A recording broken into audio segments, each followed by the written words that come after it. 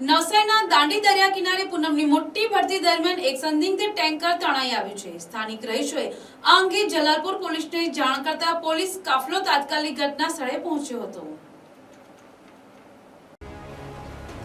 પોલીસના પ્રાથમિક અનુમાન મુજબ ટેન્કરમાં કોઈ પ્રવાહી પદાર્થ ભરેલો છે। તંત્રના મત મુજબ આ પ્રવાહી સંદિગ્ધ કેમિકલ હોઈ શકે છે। સલામતીના ભાગરૂપે નવસારી મહાનગરપાલિકાની ફાયર વિભાગની ટીમને પણ સ્થળ પર તૈનાત કરવામાં આવી છે।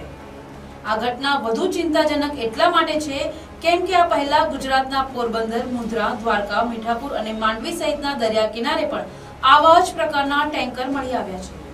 જલાલપુર પોલીસે આ મામલે કસ્ટમ વિભાગ સહિત અન્ય સંબંધિત વિભાગોને જાણ કરી હતી। ટેન્કરમાં જોખમી કેમિકલ હોવાની આશંકાને પગલે આગ લાગવાની સ્થિતિને પહોંચી વળવા ફાયર વિભાગની ટીમ સતત દેખરેખ રાખી રહી છે। પોલીસ દ્વારા ટેન્કર અને તેમાં રહેલા પદાર્થની ઓળખ માટે તપાસ શરૂ કરવામાં આવી છે।